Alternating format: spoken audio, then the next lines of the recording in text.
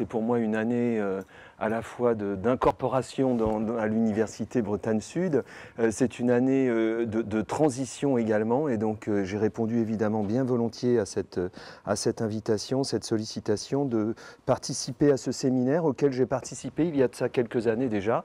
Gérard, de son temps, multipliait aussi ce genre d'initiative et j'avais eu l'occasion, alors que j'étais toujours à La Rochelle, déjà de venir vous voir pour évoquer je ne sais plus quel sujet d'ailleurs, mais enfin ça me fait plaisir évidemment d'être avec vous aujourd'hui. Alors le thème général de ce séminaire touche à la question de la libre circulation des contraintes et Sylviane a ajouté la question des risques et c'est ce qui a fait écho à ma réponse, puisqu'effectivement, il y a de ça quelques années, il y a maintenant plus d'une dizaine d'années, eh bien, j'ai eu l'occasion de prendre l'initiative de lancer un programme de recherche dont je vais vous parler. Je vais vous parler évidemment de ses conclusions.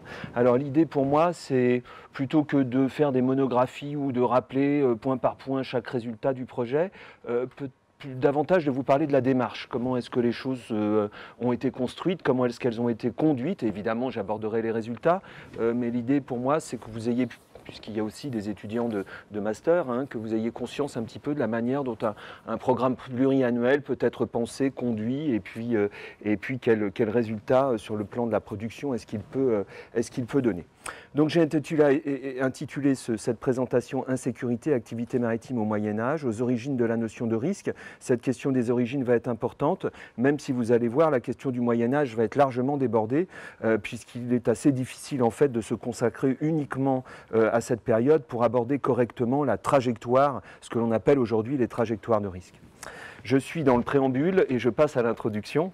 Quelques éléments d'introduction pour poursuivre ce que je viens de vous dire, puisque cette présentation a pour but d'établir les principaux résultats du projet pluriannuel que je viens de vous évoquer, que j'ai dénommé HISTORISC. Je pense que l'acronyme est assez explicite quant au contenu même et au projet dans son ensemble. Un projet qui a associé une trentaine de chercheurs, à la fois français et étrangers, et parmi les collègues étrangers, plutôt des collègues, à la fois des collègues espagnols et portugais, mais également des collègues néerlandais.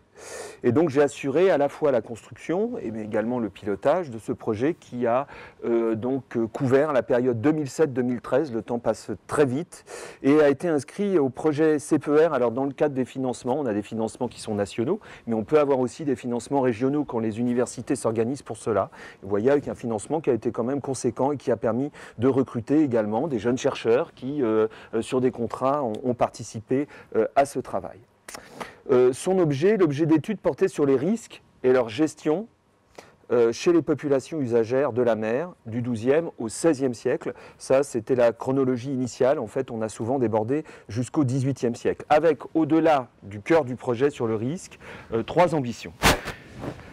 Une première qui consistait à renouveler les problématiques dans le domaine de l'histoire des villes et notamment des villes portuaires.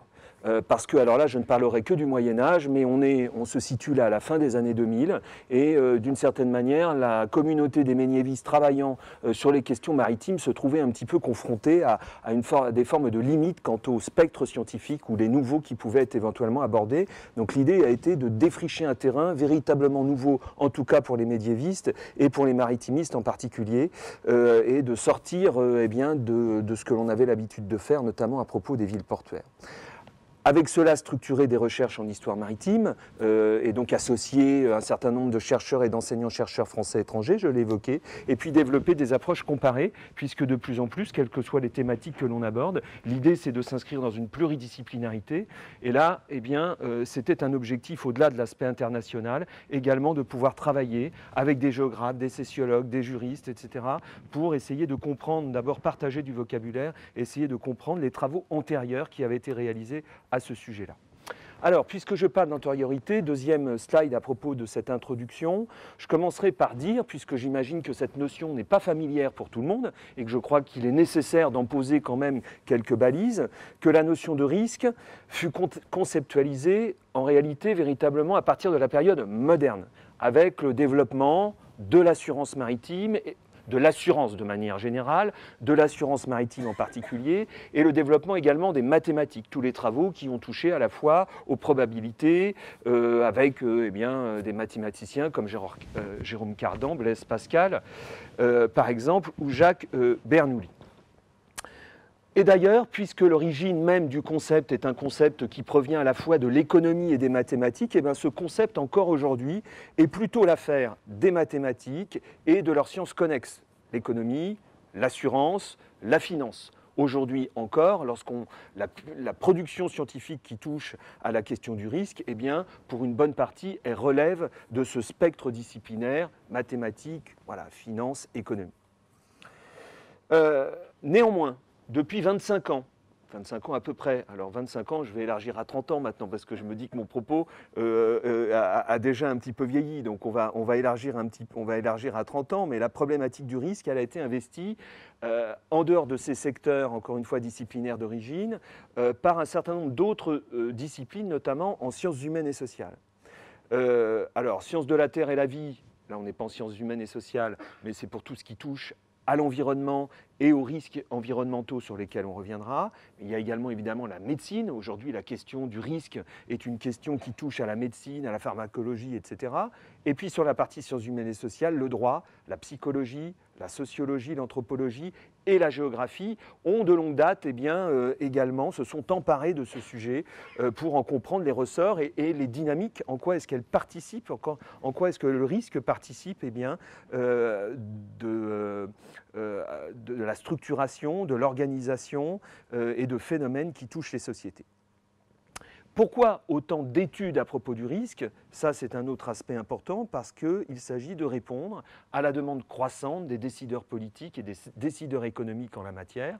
Je reviendrai un petit peu sur ce sujet, mais aujourd'hui, nous sommes entrés dans une société que l'on dit du risque. On a intégré cette donnée au cœur même de notre introspection, de notre représentation du monde. Et donc, partout, il faut être en capacité d'évaluer le danger et les réponses qu'on est capable d'anticiper aux phénomènes, extraordinaires ou pas, et qui sont des phénomènes périlleux.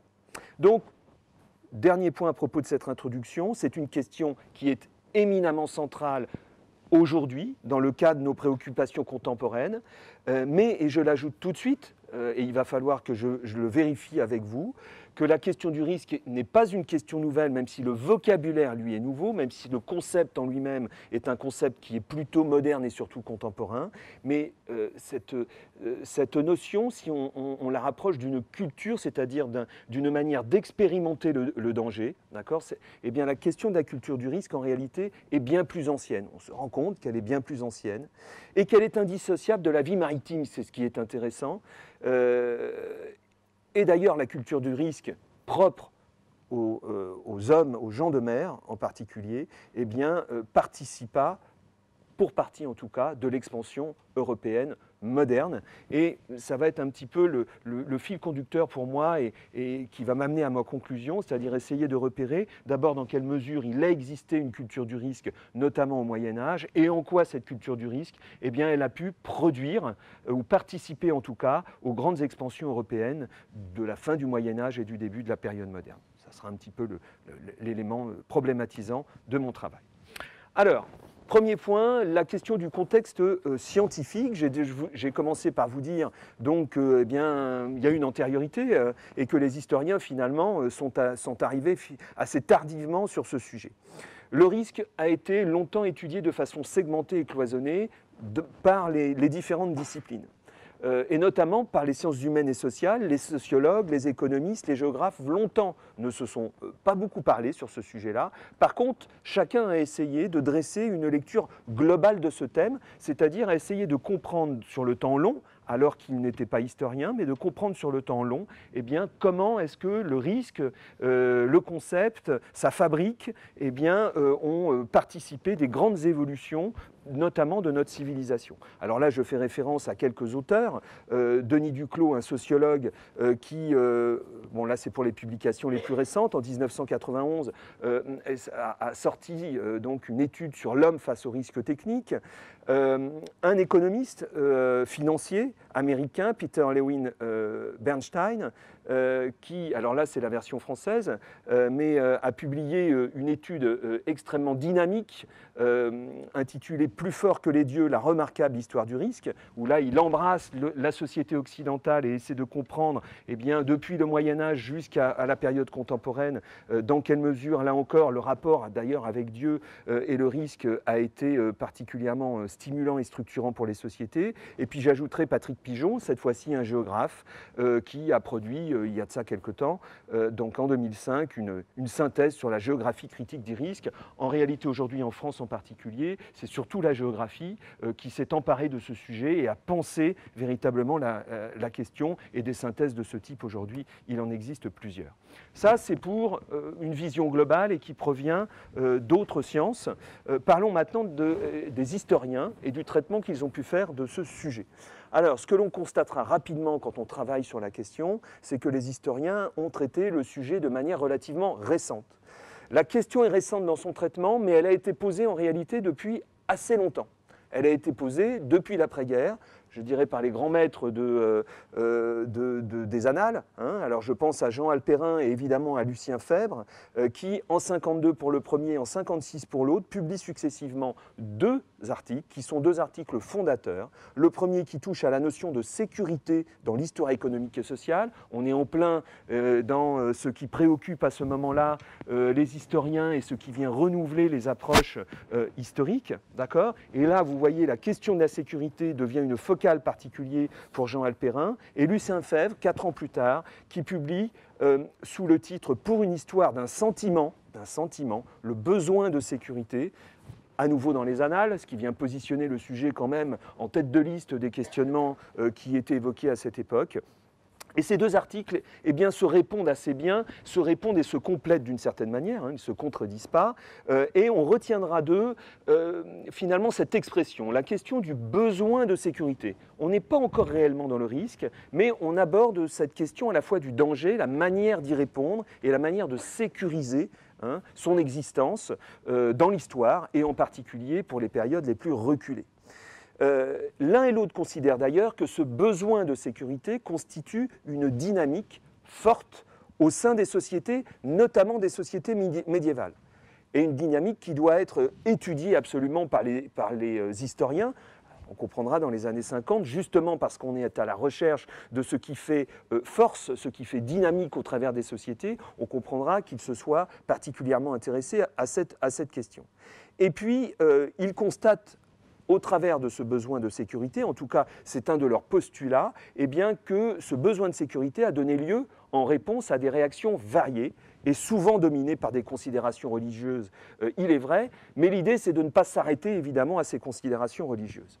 Alors, dans la lignée de leurs deux articles qui sont des appels, d'une certaine manière, à la communauté scientifique, à la communauté des historiens de se pencher sur ce sujet, eh bien, dans leurs traces, qu'en est-il des thèses d'État et du travail qui a été réalisé par les chercheurs en la matière? Alors là, le travail est très inégal. D'abord, il n'existe pas de thèse à proprement parler sur la question du risque durant cette période-là. Par contre, effectivement, et notamment chez les maritimistes, eh bien souvent, au travers de l'étude des activités commerciales, la question et des activités navales, la question du risque, en tout cas du besoin de sécurité, a été abordée plus ou moins, par le biais des confréries par exemple, par le biais des lettres de change, par le biais des amirautés, etc., etc. Il y a eu quand même, ça et là, des recherches qui ont tendu vers cette initiative qui avait été lancée par Lucien Febvre et Jean Alperin. Et on ajoutera à cela, et ça c'est une démarche nouvelle par rapport aux deux articles précédents, eh bien c'est tout le travail engagé par Emmanuel Leroy-Ladurie et ses successeurs, et je dirais et ses élèves, depuis 1955 sur l'histoire du climat, le climat étant à la fois l'objet d'une histoire de l'environnement, d'une histoire environnementale, et d'une histoire qui a trait justement à la question du danger que fait peser le climat et ses aléas sur les populations et les réponses qui ont été apportées. Alors, dans le cadre du travaux d'Emmanuel Leroy-Ladurie, évidemment, ce sont plutôt les sociétés rurales qui sont envisagées comme devant subir, ou en tout cas faire quelque chose de cette histoire du climat, mais on n'oubliera pas tout à fait, évidemment, la question maritime. Donc ça me permet de poser un peu la trajectoire, vous voyez, scientifique. On est initialement sur des disciplines qui sont un peu éloignées des nôtres, et puis depuis les années 50, des initiatives ont été lancées. Elles ont été lancées, mais elles n'ont pas donné lieu, du côté des historiens en tout cas, tout de suite à des travaux objectifs sur la question du risque. Il faut attendre véritablement les années 2000 pour voir un engouement, ou tout du moins, alors fin des années 90, début des années 2000, vraiment une orientation nouvelle autour de cette question-là, qui a été rendue possible aussi. J'évoquais les événements et les prescriptions politiques aujourd'hui, eh bien, qui ont été rendus possibles aussi justement par des événements contemporains qui ont suscité des prescriptions politiques, d'accord, c'est-à-dire des prescriptions financières, des prescriptions à l'égard de la recherche et notamment de l'histoire, pour comprendre, eh bien, sur le temps long, comment les hommes ont réagi par rapport à un certain nombre de dangers, et notamment des dangers d'origine naturelle. Alors, parmi ces événements qui ont marqué les esprits, et notamment les esprits le long du littoral, on pensera notamment aux grandes tempêtes Lothar et Martin qui ont traversé fin décembre 1999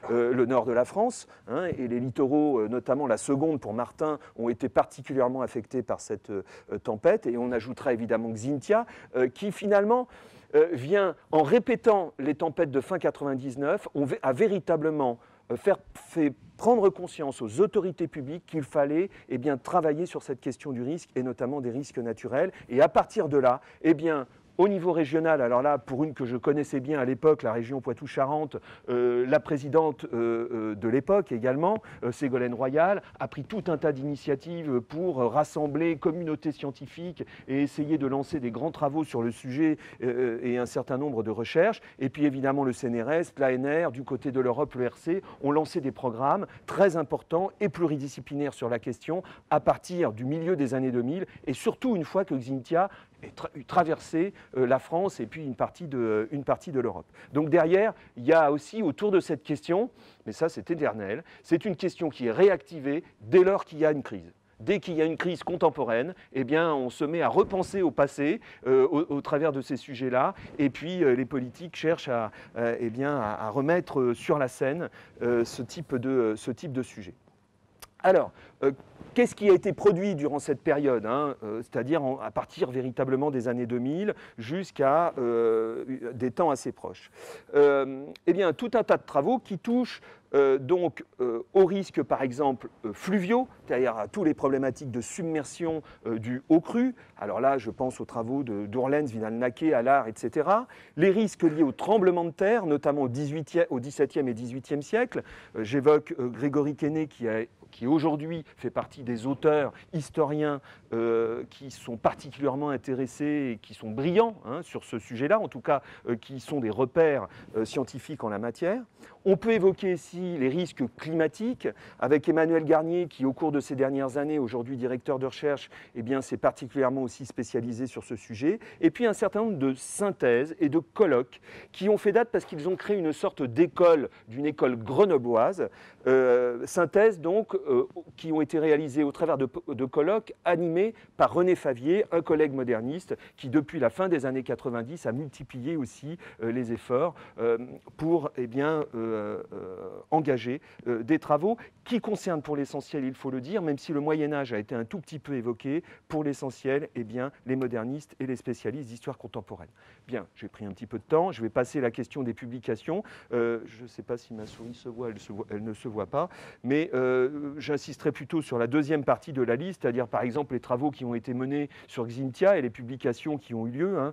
Je pense à Emmanuel Garnier, justement, je pense également à Jacques Perret et Thierry Sozo qui, en 2014, ont sorti une synthèse sur le sujet, collaborative, et puis sur la Méditerranée aussi, puisque la Méditerranée a donné lieu, au cours de ces dernières années, 2012 et 2015, à des travaux collectifs autour de cette question, et d'historiens autour de cette question du risque, parfois remontant d'ailleurs à l'Antiquité.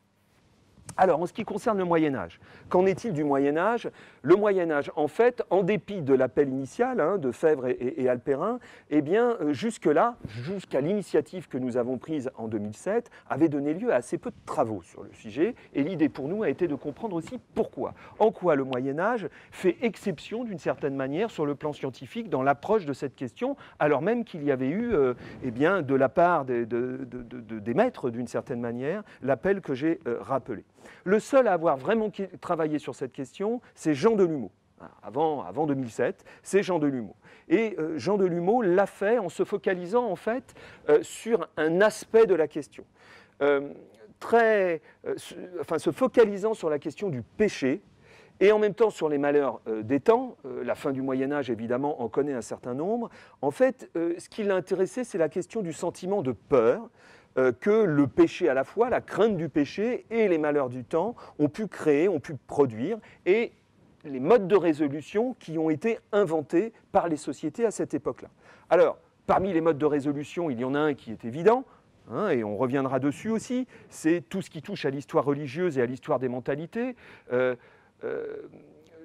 La crise, les malheurs des temps, par exemple, la crise est un phénomène qui relève d'une décision divine et qui est l'expression d'un dysfonctionnement de la société dans ses comportements, dans son approche du monde et dans son approche de Dieu. Voilà. Donc la réponse à ces crises, et notamment aux crises naturelles, et la peur qui évidemment rejaillit de ces crises, eh bien, est expliquée systématiquement par le biais de propos religieux, d'une interprétation religieuse qui est systématique et ancrée depuis longtemps. Il suffit de reprendre l'Arche de Noé, ancrée depuis longtemps dans les mentalités et dans les pratiques. Mais il est allé plus loin quand même. C'est-à-dire qu'il a cherché à préciser un schéma historique. C'est ça qui va nous intéresser. Et un schéma historique selon lequel, eh bien, longtemps dominé par des explications, des prescriptions et des pratiques ecclésiastiques, la problématique du risque, même si le mot n'existe pas encore, eh bien, se serait progressivement, durant la période moderne, et surtout à partir du XVIIIe siècle, eh bien, émancipée de cette représentation, par l'apport évidemment de la critique, du rationalisme, des sciences positives des Lumières, qui ont renversé d'une certaine manière le rapport à la nature que l'homme pouvait entretenir depuis le Moyen-Âge. Alors ce qui est intéressant aussi dans son propos, c'est qu'il sort du Moyen-Âge. Pour comprendre le Moyen-Âge, il s'adresse également à la période moderne. Et il cherche à regarder sur le temps plus long, d'accord, quelles sont les dynamiques qui se sont succédées à ce sujet-là. Alors là, bon, je vous dresse ces principales publications à ce sujet-là. La peur en Occident, 14e, 15e siècle. Vous voyez tous les travaux sur le péché, la peur, les malheurs du temps et la nécessité de rassurer et de protéger, le besoin de sécurité, pour revenir à l'expression, l'heureuse expression de Lucien Fèvre de 1956, ce besoin, ce sentiment de sécurité qu'il faut réunir. Mais le sentiment de sécurité, ce n'est pas non plus le risque complètement, et on va se rendre compte dans un deuxième temps avec la question des définitions. Le bilan historiographique que je peux dresser à l'issue de tout ça, je vais vite, c'est que, eh bien finalement, longtemps, l'histoire du risque est d'abord une histoire environnementale et une histoire des temps modernes et contemporains. Parce que c'est un concept d'abord moderne et contemporain et que le mot en lui-même n'existe qu'à partir de ce moment-là. Et j'ajoute une chose, puisque je parle d'histoire environnementale, c'est qu'on considère longtemps le risque uniquement sous le jour des risques naturels. La question de l'homme qui produit des risques à l'égard de l'homme est une question qui n'a pas émergé, en tout cas pas tout de suite. Et loin s'en faut. Les géographes et les sociologues, eux, évidemment, s'en étaient emparés, mais sur le plan historique, longtemps, on s'en contentait, entre guillemets, de concevoir le risque qu'au travers des risques naturels. Et évidemment, il faudra voir un petit peu plus loin. D'où notre intention, qui a été celle d'interroger davantage le Moyen-Âge, voire l'Antiquité, même si on reste sur de temps longs, qui a été aussi d'interroger, en termes de cadre géographique, la mer et le littoral. Je vous ai dit que pour l'essentiel, finalement, c'est plutôt la terre qui a été évoquée, depuis la montagne jusqu'au bassin versant avec les zones de submersion. Je n'ai pas évoqué la forêt, je n'ai pas évoqué tout ça. Les sociétés littorales étaient restées plutôt à l'écart également de ces études, et l'idée était d'introduire des risques anthropiques à l'ensemble de ces risques. Donc la nouveauté dans notre projet était de dire on va s'occuper davantage du Moyen-Âge, on va s'occuper davantage de la mer et du littoral et des risques anthropiques que l'on fait entrer dans la problématique, ce qui permettait eh bien, de franchir d'une certaine manière eh bien, des seuils scientifiques qui jusqu'à présent au milieu des années 2000, en tout cas, apparaissait sur ces différents niveaux de travaux. Avec, en dernier point, puisque c'est la question de la perception du danger qui longtemps a été évoquée, eh bien l'idée en travaillant sur cette perception du danger, de voir, eh bien, d'offrir une nouvelle lecture sur l'impact ou le produit de cette perception sur l'organisation et l'évolution des sociétés, notamment au Moyen-Âge, des sociétés qu'on considère comme figées et donc d'une certaine manière en dehors de la question du risque, et on le verra en tout cas pour certaines, il n'en est absolument rien. Deuxième point, ça sera juste une diapositive, mais qui est importante parce que parmi tous les travaux qui ont été menés, il y en a un qu'il faut retenir en particulier, parce que c'est celui qui fait le plus de sens d'une certaine manière et qui offre la lecture la plus dynamique eh bien, de l'histoire du risque et du rapport sur le temps long de l'homme au risque. Alors, c'est un chercheur allemand, Ulrich Beck, qui est l'auteur dans les années 80, en 86 en particulier précisément. Alors l'édition que j'évoque avec vous, enfin que je vous présente là, c'est une édition de 2001 qui est une édition traduite de l'édition allemande de 1986. Ulrich Beck est un sociologue et c'est un sociologue qui a restitué, qui a pensé et restitué une histoire absolument passionnante du risque.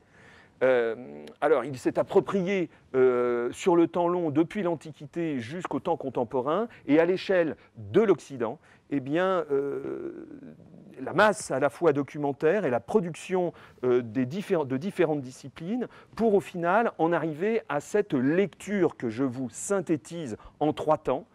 En fait, selon lui, eh bien, le risque, la production, la construction du concept de risque, ou le rapport au risque, eh bien, s'échelonne, se séquence sur 3 périodes. La première période, c'est la période qu'il appelle pré-industrielle. Alors chacun comprendra que dans cette période pré-industrielle, eh bien, potentiellement on part de l'Antiquité jusqu'au XVIIIe siècle, aux environs, on va dire, du XVIIIe siècle. Il se penche sur la société occidentale et durant cette période, il constate eh bien, que le rapport au risque est construit sur un mode exogène. C'est-à-dire, qu'est-ce que ça signifie sur un mode exogène? Ça signifie que le risque est conçu selon un rejet de la catastrophe, un rejet de la crise sur l'extérieur, et interprété comme un phénomène systématiquement d'inspiration surnaturelle ou religieuse. C'est intéressant d'ailleurs qu'il évoque la question du surnaturel, parce qu'effectivement, au sein de certaines sociétés antiques et durant le Haut Moyen-Âge, la question du religieux n'est pas systématique. Par contre, la question du surnaturel apparaît à tous les coups. Donc, il y a cette première appréhension de la question de la crise sur un mode exogène. Voilà. Et on attribue à quelque chose qui nous dépasse, qui dépasse l'homme, qui est surnaturel, eh bien, l'origine même de la catastrophe. Et puis, deuxième temps, on entre dans les développements de la société industrielle, on va dire à partir du XVIIIe siècle, à partir, on va dire, du moment où les ingénieurs, quels qu'ils soient, les ingénieurs, eh bien, par les connaissances qu'ils produisent, commencent à être capables de renverser leur rapport à la nature. C'est-à-dire d'imaginer eh bien, que nous sommes, par la connaissance de la nature, capables de la maîtriser. Et à partir du moment où on entre dans cette représentation, dans cette perception et dans ce projet, qu'on nourrit ce projet sur la nature, eh bien l'homme, l'humanité, se considère comme étant en capacité potentielle de dominer la nature. Et donc le rapport au risque est tout à fait différent. Le risque devient, ou le danger, la crise, devient un phénomène que l'on peut dominer ou que l'on peut résoudre. Avec au XIXe siècle l'idée qu'il n'existera pas de risques qui résisteront à l'homme d'une certaine manière. Et que par la science, à tout moment, eh bien, il sera, au fur et à mesure des avancées scientifiques, possible eh bien, de connaître et donc de répondre aux différentes crises. Et puis arrive le troisième temps, qui est le temps très contemporain, celui que l'on connaît justement depuis l'après-guerre, hein, et ça s'est accéléré véritablement à partir des années 80. C'est ce temps où, certes, l'homme, où on commence à considérer que, certes, l'homme a une emprise sur la nature, mais que par ses comportements, par sa production industrielle, eh bien, il est lui-même cause des risques qu'il subit. C'est-à-dire que ce n'est plus la nature qui produit le risque et on serait capable de dominer de cette nature. L'homme, dans sa substance, par ses propres comportements, eh bien, lui-même génère les risques qui pèsent sur l'homme. Et alors aujourd'hui, évidemment, un exemple flagrant à ce sujet-là, c'est la question du climat. On a introspecté le climat d'une telle manière qu'aujourd'hui, on se sent responsable du climat, et responsable en toute chose. Si on devait faire un petit questionnaire entre nous, qu'est-ce qui relève de la nature et qu'est-ce qui relève de l'homme en matière de climat? Aujourd'hui, on a une sorte de conscience intime qui nous amène à dire que la situation, c'est d'abord nous qui en sommes, la situation que l'on perçoit, hein, à tort, à raison, pardon, et peut-être sur certains aspects à tort, cette situation que l'on perçoit, nous en sommes aujourd'hui les auteurs. Nous sommes les producteurs du risque sur lesquels, eh bien, il pose. Donc, alors je rappelle ça parce que c'est extrêmement important. Si on veut bien positionner et bien comprendre ce qui se passe au Moyen-Âge, il est important d'avoir cette vision de la trajectoire du risque et la manière dont, petit à petit, dans le rapport à la nature et le rapport à la science, eh bien, les choses ont évolué. D'accord ? Je crois que c'est important. Alors je voulais faire un point aussi, simplement avec cette slide, sur ce sujet-là, et encore une fois, un sujet qui a été parfaitement décrit, et c'est un auteur qui mérite d'être lu complètement, hein, cet ouvrage sur la société du risque, cette introspection, hein, du risque qui existe dans nos sociétés est absolument extraordinaire. Et il part d'une autre modernité. C'est vrai qu'on entre par ce biais-là dans une autre modernité aujourd'hui. Alors, j'en viens au Moyen-Âge. Troisième temps, la notion du risque au Moyen-Âge. Alors, je vais essayer de ne pas en prendre trop de risques, justement. Pourquoi ? Parce qu'en fait, me voilà à utiliser un terme qui n'existe pas, ou pour ainsi dire pas, au Moyen-Âge. Comment peut-on parler d'une notion qui n'est pas décrite, qui n'est pas répertoriée dans le vocabulaire d'une période considérée? C'est toujours un piège. D'accord ? Alors le médiéviste a souvent l'habitude de ce type de piège, et donc c'est pour ça que souvent on prend du temps pour bien définir les mots, bien définir les concepts, et se prémunir eh bien, de contresens, ou en tout cas de contradictions temporelles, chronologiques. Alors je vais essayer d'avancer rapidement, en commençant par la définition contemporaine. Le Grand Robert, pour reprendre le Grand Robert, j'aurais pu prendre un autre dictionnaire classique, quelles sont les définitions qu'il donne du risque ? Il en donne trois. Il parle du danger éventuel, plus ou moins prévisible. La question du danger qui est au cœur. Il complète par l'éventualité, le risque serait l'éventualité d'un événement futur, incertain, ou d'un terme indéterminé, ne dépendant pas exclusivement de la volonté des parties et pouvant causer la perte d'un objet ou tout autre dommage. Et puis le risque serait aussi, de manière complémentaire, le fait de s'exposer soi-même, au danger. On dit derrière prendre des risques. Donc s'exposer de façon volontaire au danger. Donc au cœur la question du danger, et puis une trajectoire historique déjà qui apparaît, hein, puisqu'il s'agit d'anticiper quelque chose. Donc ça s'inscrit dans le temps. La notion de risque, par nature, c'est une notion qui s'inscrit dans le temps. Alors, pour compléter cette définition, de façon assez classique, eh bien, il faut aller voir aussi ce qu'ont fait les géographes en la matière, parce qu'en sciences humaines et sociales, ce sont sans doute ceux qui ont le plus rapidement avancé sur le sujet.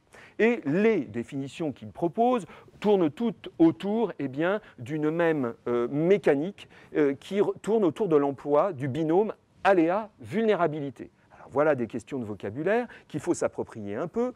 Pour les géographes, et de manière plus commune maintenant pour les sciences humaines et sociales, eh bien le risque est le produit, effectivement, d'un aléa, un ou plusieurs aléas, et d'une ou plusieurs vulnérabilités. Qu'est-ce qu'on entend par aléa ? On entend par aléa un phénomène naturel ou anthropique qui produit du danger et dont il faut décrire le fonctionnement, l'amplitude, la périodicité. Donc l'aléa, c'est le danger, on va dire. C'est ce qui potentiellement peut produire la crise.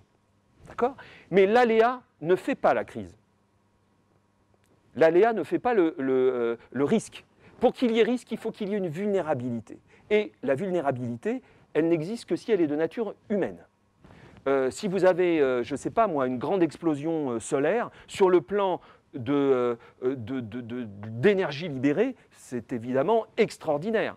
C'est potentiellement un aléa, mais en réalité, ce n'est pas un risque parce que là où ça se passe, d'accord, eh bien, la vulnérabilité n'existe pas sur le plan humain. Bon. Donc les phénomènes qui sont en cause sont extraordinairement importants. Donc l'aléa est potentiel, mais il n'y a pas de vulnérabilité, donc il n'y a pas de risque. Il n'y a de risque qu'à partir du moment où il y a dommage potentiel. D'accord ? Et dommages causés donc sur les hommes, leur existence, leur matériel, ceux qu'ils se sont globalement appropriés. Bien. Donc c'est le produit, c'est l'enchaînement finalement de ces deux éléments, aléa et vulnérabilité, qui produit le risque. Alors c'est très important d'avoir ça en tête parce que après ça permet de structurer son travail sur le plan scientifique, même pour les périodes les plus reculées, parce que ça nous invite à travailler sur les aléas. D'accord ? Sur les dangers, quels sont-ils? Et ça nous invite évidemment à travailler sur eh bien, toutes les vulnérabilités, tout ce que les hommes, ce qu'ils produisent, là où ils sont, etc. Eh bien, toute la fragilité justement de ces éléments. Donc en d'autres termes, pour synthétiser ces définitions, eh bien, on peut définir la notion de risque ainsi. Ça, c'est une définition personnelle. Le risque a pour origine le souvenir d'une atteinte. Le souvenir, la question de la mémoire, c'est quelque chose donc éminemment historique. D'accord ? Le risque a pour origine un souvenir, le souvenir d'une atteinte, d'une blessure, d'une destruction, d'un événement qui a produit un impact négatif sur les hommes, sur ce qu'ils produisent. Et dans un second temps, dans cet enchaînement chronologique, eh bien, le risque, c'est l'appréhension, la crainte de la reproduction de ce souvenir négatif. Donc on est en plein là dans l'histoire. C'est vraiment une notion, et ça n'aurait pas été expliqué comme ça par Lucien Febvre et Alperin, mais vraiment en cela, la notion de risque est parfaitement historique parce qu'elle s'inscrit dans le temps et dans l'expérience humaine. C'est une notion qui relève exclusivement des expériences humaines. Avec l'idée, comme le disait Delumeau, eh bien, cette idée aussi que parfois, en s'y exposant, c'est une question eh bien, qui peut susciter l'innovation. Alors pour le Moyen-Âge, j'ai évoqué la partie moderne, pour le Moyen-Âge, qu'en est-il? Et qu'est-ce que l'on peut repérer dans le vocabulaire tout du moins qui relève eh bien, de cette notion de risque? Alors, précisons tout de suite que le mot risque, je l'ai dit, n'existe pas encore, ou en tout cas il va exister très tardivement dans les langues européennes. Mais pourtant, la notion se construit durant le Moyen-Âge. La notion de risque, eh bien, elle se construit progressivement au cours du Moyen-Âge. Quels sont les termes que l'on peut repérer, même si le terme risque n'existait pas? Eh bien, ce sont des termes qui se rapportent davantage aux aléas, c'est-à-dire aux dangers. D'accord ? Vous voyez, elle est intéressante, ma définition initiale, parce qu'elle me permet après, sur le plan méthodologique, eh bien, de repérer mon vocabulaire, dans quelle mesure il a trait au risque. Il a trait plutôt aux aléas. D'accord ? Par exemple, periculum, le danger justement, le péril, l'épreuve. Malum, la calamité, le mal, le malheur. Damnum, la perte, le dommage, le préjudice, le tort. Et puis dans la langue vernaculaire, le terme apparaît également, le terme danger ou dangier, que l'on retrouvera notamment dans le Godefroy, eh bien, qui lui d'ailleurs exprime, quand on regarde la définition, plutôt la question de la puissance, du pouvoir, du droit, de l'empire, de la domination. D'accord ? Mais le terme apparaît dans les langues vernaculaires à la fin du Moyen-Âge. Alors, si je compare ce vocabulaire avec le concept contemporain, eh bien, la sémantique médiévale de la notion de danger et de risque se distingue sur deux points. D'une part, le danger ne renvoie pas seulement à un fait périlleux, d'accord, mais il relève plus largement d'un pouvoir supérieur exercé sur les hommes. Ça, c'est systématique, parce que ce vocabulaire, quand il est utilisé, il est souvent utilisé dans un cadre religieux.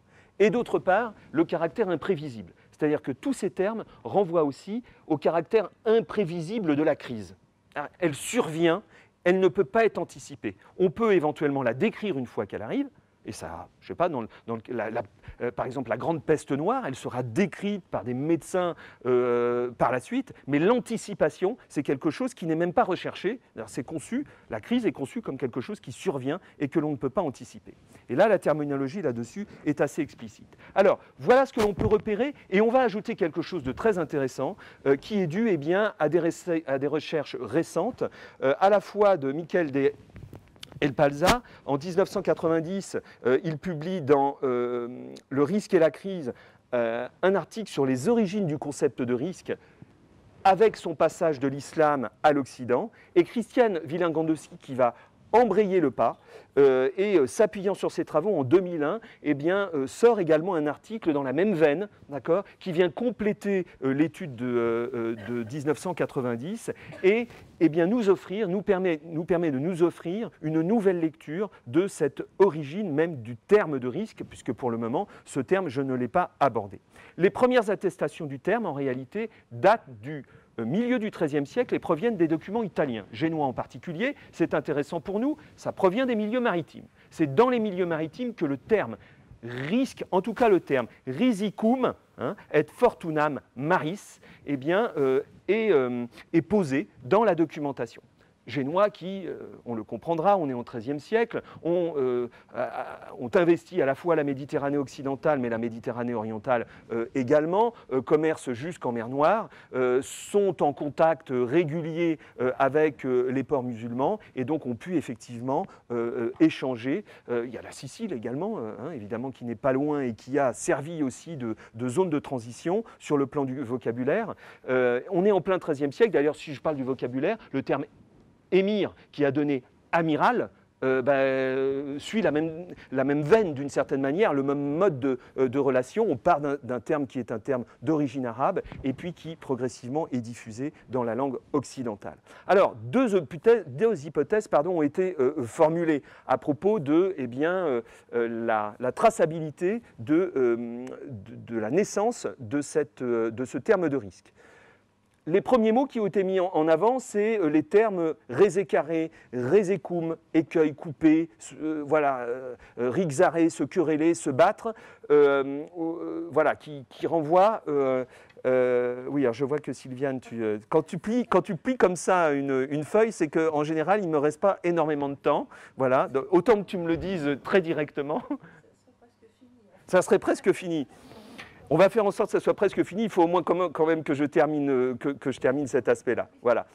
Et puis l'autre hypothèse, qui est celle qui va être retenue par les auteurs, justement, c'est l'usage qui va être fait du terme arabe de risque. Alors, j'ai repris l'orthographe des auteurs, évidemment pas l'orthographe arabe que je ne saurais pas d'ailleurs vous reproduire, et qui signifie dans le Coran. C'est intéressant, il y a un rapport religieux, une expression, c'est un terme qui renvoie également à quelque chose de religieux, tout ce que la providence fournit de bon ou de mauvais pour le musulman. Donc le terme de risque renvoie à la question de la providence. D'accord ? Et il se trouve que ce terme, effectivement, dans son mode de transmission en Occident, va reprendre d'une certaine manière les mêmes attributions, puisque le risque qui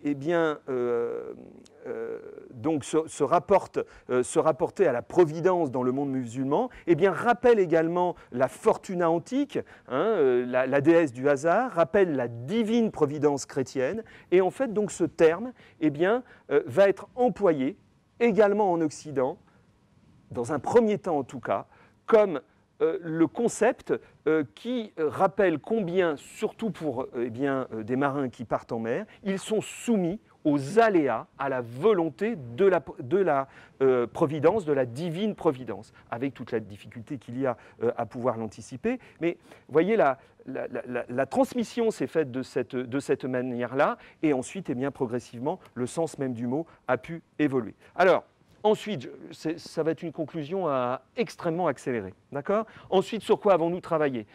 Sur la nature des risques encourus par les sociétés littérales, à la fois aléas naturels, anthropiques. Alors, il y a tout un vocabulaire qui est utilisé à propos des aléas naturels très intéressants pour le Moyen-Âge, surtout pour tout ce qui touche aux submersions. Donc, on a eu des collègues qui se sont penchés sur le sujet et il y a eu des avancées significatives qui ont été faites, mais on y a intégré également les aléas anthropiques, tout ce qui a pu toucher aux violences armées, aux violences à bord, aux pollutions également, parce que dans les risques qui sont vécus à cette époque-là, il y a aussi les risques de pollution, notamment dans les ports, avec par exemple des traitements spécifiques, là un traitement graphique de l'insécurité le long du littoral onisien au XIVe et XVe siècle, avec des niveaux d'insécurité qui sont traduits à partir des textes, d'accord, et qui permet de repérer les moments de tension, de forte tension, et puis les réponses qui ont été offertes, évidemment, à cela. Les vulnérabilités, l'ensemble des acteurs, je ne reviens pas dessus. Quelles sont les réactions qui ont été entreprises ?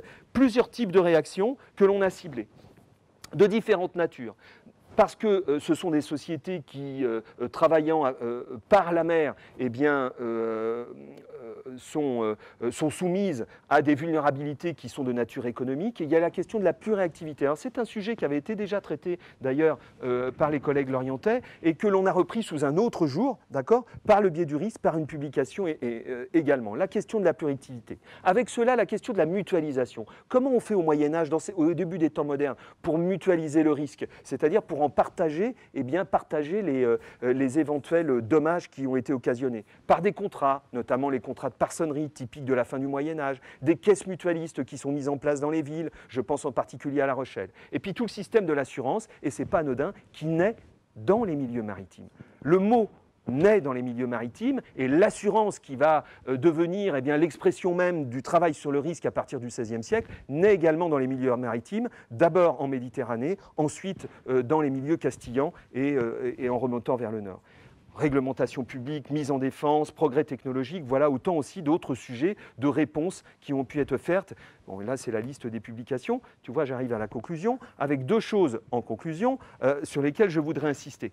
D'accord ? À l'issue de tout ce travail que je passe à grands traits, derrière, il y a 3 publications importantes. On a 7 séminaires qui ont été organisés sur 8 ans. Bon voilà, il y a eu un travail collectif avec une trentaine de collègues. Il y a eu un travail qui n'est pas terminé d'ailleurs, mais qui a été significatif. Alors, en conclusion, dire et rappeler donc ces deux perceptions du risque, l'une qui est religieuse et l'autre qui est laïque et pratique. Et c'est cette deuxième acception qui nous a intéressés. C'est cette acception laïque et pratique dès le Moyen-Âge, qui montre, même si les mots n'existent pas, que les comportements, eux, c'est des vrais comportements d'adaptation au danger et donc de réponse au risque. Donc même si le concept de risque n'existait pas tel qu'on peut le voir aujourd'hui, dans les pratiques, si on étudie les pratiques, eh bien en effet, le risque existait. Et donc c'est intéressant aussi, pour les périodes reculées, de bien différencier, de bien travailler sur le vocabulaire dans un premier temps, pour accepter ensuite d'aller au-delà du vocabulaire et de travailler sur les comportements. D'accord ? Avec parfois, eh bien, justement, des notions qui ne sont pas encore concrètement exprimées par des vocables appropriés. Et donc, en dépit effectivement de cette réaction habituel au renoncement, à s'incliner devant Dieu, eh bien, il y a aussi, on observe cette volonté de combattre le danger sous une forme ou sous une autre par des stratégies diverses de prévention et de protection. Et puis, dernier point, la notion de risque est née et s'est d'abord développée donc, dans les milieux maritimes, je le disais, en produisant des choses très spécifiques aux sociétés que l'on dit littorales. D'abord, la question de la résilience. C'est une question qui a été beaucoup posée, notamment dans l'après-Xintia. Qu'est-ce qu'il y a de spécifique chez les sociétés littorales ? Probablement cette notion de résilience, c'est-à-dire cette acceptation du danger et cette capacité à retrouver son état initial. Ça vaut pour les sauniers du Moyen-Âge qui ont connu des crises absolument épouvantables et qui s'en sont toujours relevés au prix d'un travail absolument acharné. Donc le rapport à la crise, sur le plan de la résilience, est assez exceptionnel. Et on pensera évidemment aux pêcheurs qui, ont perdu parfois sur certains secteurs de pêche, je pense à la morue, alors je sors évidemment du Moyen-Âge, eh bien parfois, des flottes extrêmement importantes et qui ont toujours trouvé les ressources, pas simplement financières, les ressources humaines, l'appétit d'une certaine manière de repartir à la conquête de la mer. Donc une question qui est peut-être propre, en tout cas un peu plus nourrie chez les sociétés littorales, qui est les questions de la résilience. Le deuxième aspect, c'est les organisations économiques et sociales. Les villes littorales ont produit des organisations spécifiques, ou en partie spécifiques en tout cas. Il y en a une que je connais bien, c'est La Rochelle. Les statuts de La Rochelle ne ressemblent à aucun autre statut de ville, surtout de ville de l'arrière-pays, avec notamment des caisses qui sont des caisses mutualistes qui sont créées justement pour couvrir les risques du commerce par voie de mer. Donc il y a vraiment eu des choses là aussi très spécifiques sur l'organisation politique, économique et sociale. Et puis le rapport à la mobilité. Ça, c'est quelque chose, quand on travaille sur le Moyen-Âge, on vit dans des mondes fermés, clos par la seigneurie, clos par l'Église, clos par la ville elle-même qui est enserrée. D'accord ? Or, il y a quelque chose de très spécifique chez les milieux maritimes, c'est leur capacité à sortir de ces univers clos. Et c'est ce qui les invite à être au contact du risque, à être au contact du danger. Et donc, c'est une certitude. Les sociétés littorales ont un rapport au danger qui se corrèle au rapport à la mobilité, au regard en tout cas du reste de la population que l'on va dire terrestre, terrienne. Et pour en terminer, parce que j'ai un peu de la suite dans les idées, eh bien tout cela, regardez ce qui fonde les expansions européennes, ce qui fonde les expansions européennes, tant sur le plan de la capacité à réunir des capitales que réunir du capital. Donc derrière, il faut en sécuriser quand même un certain nombre de choses. Prendre des risques en mer, franchir, transgresser les limites, tout cela relève d'expériences qui sont des expériences médiévales, qu'on pourrait reprendre les unes après les autres, et qui ont débouché, qui ont participé en tout cas à ces grandes expansions. Voilà pour cette présentation accélérée à la fin, mais... Bon.